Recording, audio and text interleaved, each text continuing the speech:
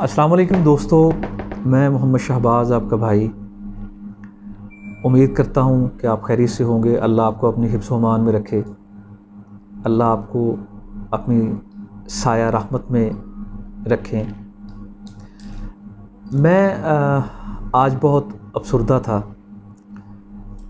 अभी कुछ देर पहले मैं अपने एक बहुत प्यारे दोस्त, एक अज़ीज़, एक मेहरबान, उनकी नमाज़ जनाज़ा की अदायगी के लिए गया था, वहीं से आ रहा हूँ।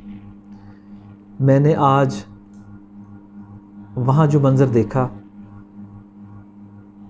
मैं समझता हूँ कि वो मंज़र आपके सामने बताना बहुत ज़रूरी है, बहुत अहम है। ये हमारे मुआशरे का वो रॉन्ग नंबर है, गलतुल-आम है। मैं समझता हूँ कि वो गैर शरई भी है, गैर इखलाकी भी है और गैर कानूनी भी होगा और होना चाहिए कि जब मैयत के वाकिन के साथ आप इजहार हमदर्दी करते हैं। ये हमारा मजहबी फ़रीज़ा है, हमारा इखलाकी फ़रीज़ा है और हमें ये अदा करना हमारे मज़हब के अंदर, ख़ूबसूरत मज़हब के अंदर, इस्लाम के अंदर इसकी बहुत सारी फ़जीलतें हैं, बहुत सारा अजर व सवाब है कि आप अपने भाई, आप अपनी बहन, आप अपने दोस्त की ताज़ियत करें, उनको दिलासा दें। लेकिन आज मैंने जो वहाँ देखा वो एक अजीब था। वो क्या था, मैं आपसे शेयर करूँगा। मेरा दोस्त जो आज इस दुनिया फ़ानी से रुखसत हो गए, अल्लाह उनकी मग़फ़िरत करे, अल्लाह उनके दर्जात बुलंद करे, अल्लाह उनको करवट करवट जन्नत नसीब करे। मेरा दोस्त और उनकी अहलिया, उनकी फ़ैमिली, मैंने अपनी ज़िंदगी में उनको बहुत खूबसूरत और मोहब्बत भरे अंदाज में देखा। आज जब उनका आखिरी वक़्त था मेरे दोस्त का, तो ये मरहला, ये वक़्त मेरे दोस्त, उनकी अहलिया, उनकी फ़ैमिली के लिए बहुत तकलीफ़ दे था। लेकिन उससे भी तकलीफ़ दे अमल जो मैंने आज देखा वो ये था कि मेरे दोस्त की मैयत घर में मौजूद थी और उनकी अहलिया गमज़दा हालत में वो तशरीफ़ लाईं, अपने शौहर की चारपाई के पास बैठ गईं और गम की कैफ़ियत में बैठीं। तो मैंने देखा कि 2-3 ख़वातीन यकलख्त से वो आईं और उन्होंने, वो भी अज़ीज़ व अक़रबा में से थीं, उन्होंने भाभी भाभी पुकारा, उनको पकड़ा और पकड़ के कहा कि आप प्लीज़ इनके पास ना बैठें। वो ना समझ पाई, मैं भी ना समझ पाया। वो शिद्दत जज़्बात में, गम में, फिर उनसे अपने बाजू छुड़वा के अपने उस शौहर, अपने उस रफ़ीक के साथ, अपने उस दोस्त के साथ, अपने उस महबूब के साथ जिसने ज़िंदगी की 30 बहारें बिताईं, ज़िंदगी के खुशगवार लम्हात गुजारे, यकीनन उनका गम बहुत बड़ा था। तो उनका वहाँ बैठना एक फ़ितरी अमल था। वो ख़वातीन फिर उनके ऊपर झपटीं, मैं उसे झपटना ही कहूँगा। फिर झपटी और फिर उनको उठाया कि भाभी प्लीज़ आप इनके पास ना बैठें। एक और की तरफ से आवाज़ आई कि अब आपका इनके साथ रिश्ता ख़त्म हो गया, ये अब आपके शौहर नहीं, ये एक गैर मर्द हैं और आपका इनसे पर्दा करना ये ज़रूरी है। ये बात मेरे कानों में एक बिजली की कड़क की तरह थी, क्योंकि मैंने ये बात पहली मरतबा सुनी थी और मुझसे भी शायद ज़्यादा तकलीफ़ मेरे उस दोस्त को हुई जो मेरा बहुत करीबी दोस्त है, जो आयरलैंड से आया, उसकी एक नौ मुस्लिम वाइफ थी, थोड़ा थोड़ा उर्दू कुछ समझती थी, तो वो उनके इस अमल को देख रही थी।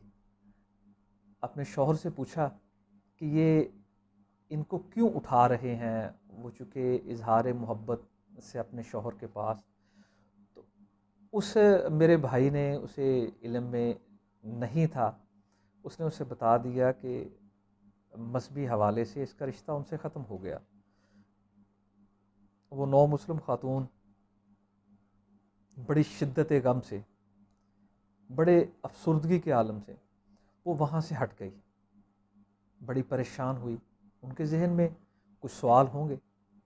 खैर, मैंने उनको देखा तो वो फिर उनको पकड़ के वापस ले गई। मैं, नाकाबिले बयान है वो मंज़र, जब मैंने एक ऐसी, मैं समझता हूँ, सफाकियत देखी जिसके ऊपर मजहब की छाप लगा दी गई थी, रॉन्ग नंबर की छाप लगा दी गई थी। और वो क्या कि आपका रिश्ता, एक औरत का रिश्ता अपने शौहर से, जब वो फौत हो गई तो ख़त्म हो गया। फिर आप उसे, यानी उसके पास नहीं बैठ सकती, आप उसे देख नहीं सकती। मैं बड़ा हैरान हुआ, मुझसे रहा ना गया। मैंने मुख्तलिफ मकात पे फ़िक्र के अपने दोस्तों से पूछा, मेरे इल्म में ये बात नहीं थी। मैंने पूछा कि क्या यार ये हमारे मज़हब का हिस्सा है, कुरान व हदीस में इसकी कोई वजाहत है कि एक मर्द और एक औरत का रिश्ता, मर्द या औरत फौत हो जाए तो वो ख़त्म हो जाता है। अल्लाह उनको जज़ा दे, अल्लाह उनका भला करे। मेरे कुछ दोस्तों मेहरबानों ने मुझे उसके मुतल्लक शरई हवाले से इंफॉर्मेशन दी। मेरे इल्म में तो था कि हमारे प्यारे मज़हब में, इस्लाम में, कोई ऐसी बात, कोई ऐसा अमल हो ही नहीं सकता कि जिसमें उन मोहब्बत भरे, उस पाकीज़ा रिश्तों को इस बेदर्दी से तोड़ दिया जाए, इस बेदर्दी से जहालत की तलवार से काट दिया जाए। ये कैसे मुमकिन है? मैंने अपने मुख्तलिफ दोस्तों से, जो मुख्तलिफ मकात पे फ़िक्र से ताल्लुक़ रखते थे, सबसे फ़र्दन फ़र्दन, आनन फ़ानन मैंने पूछा। मेरे दिल में एक बड़ी अजीब कश्मकश थी कि मैं फ़ौरी दोस्तों से पूछूं क्या ये मुमकिन है। तो मुझे अक्सरियत दोस्तों की उनसे पता चला कि ये एक गलत उलाम है, जहालत की बुनियाद है। कुछ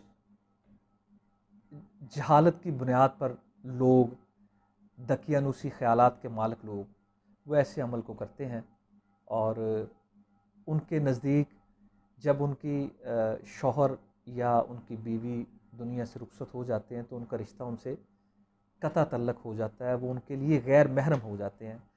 हालांकि इसकी इस्लाम में, जैसा कि मैंने पहले भी कहा, इस्लाम में तो इसकी गुंजाइश हो ही नहीं सकती। मैं समझता हूँ इखलाकियात में भी नहीं है, हमारे मुआशरे में भी नहीं होनी चाहिए, हमारे कानून में भी नहीं होनी चाहिए। ये कैसे हो सकता है कि उस पाकीज़ा रिश्ते को, उस कानूनी रिश्ते को, उस इखलाकी रिश्ते को, उस शरई रिश्ते को इस अंदाज से मज़हब की छाप लगा के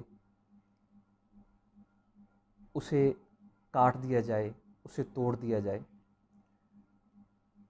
मुझे एक दोस्त ने उसके मुतल्लक फिर तफसील से बताया कि हाँ, ये हमारे कुछ कम इल्मी की वजह से कुछ अहबाब हैं, कुछ लोग हैं जो इस गलत उल आम, इस रॉन्ग नंबर के पीछे नस्ल दर नस्ल से चल रहे हैं। और मैंने सुन के, मैं इससे भी ज़्यादा हैरान तब हुआ जब उन्होंने मुझे बताया कि शौहर को इजाज़त नहीं होती, शौहर को भी ऐसी रोकते हैं कि ये अब आपकी बीवी नहीं रही, आप इसके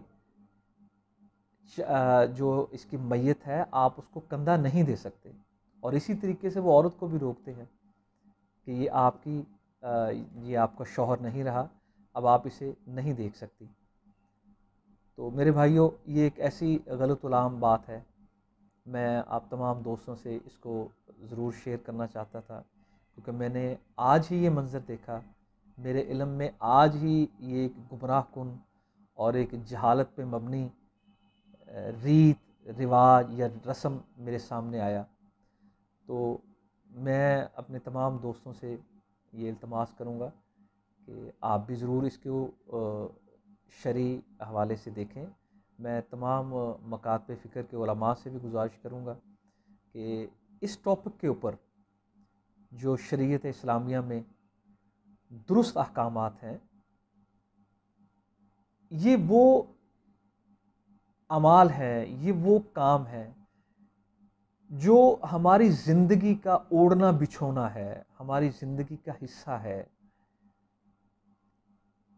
हमारे कुर्बो जवार में, हमारे अपनों में हमें रोज़ जनाजे पढ़ने का इत्तेफाक होता है, और ये कैसी जुल्म की दास्तान है। मैं समझता हूँ कि हमें इसे ज़रूर तमाम लोगों तक, तमाम अहबाब तक ये बात पहुँचानी चाहिए, और ख़ुसूसन मैं अपने तमाम मोहतरम काबिल एहतराम मकातब फ़िक्र के उन उलमा से ये दरख्वास्त करूँगा कि वो इस मौजू के ऊपर तफसील के साथ अल्लाह के अहकामात और अल्लाह के रसूल मोहम्मद रसूलुल्लाह सल्लल्लाहु अलैहि वसल्लम के आपके फरमुदात, आपके फ़रामीन वो अवामुन्नास को बताएं, ताकि हमारे इल्म में ये इजाफ़ा हो सके। तमाम भाइयों का, तमाम बहनों का बहुत शुक्रिया। अल्लाह आपको अपने हिफ्ज़-ओ-मान में रखे। मुझे इजाज़त दीजिए। अस्सलामु अलैकुम व रहमतुल्लाह।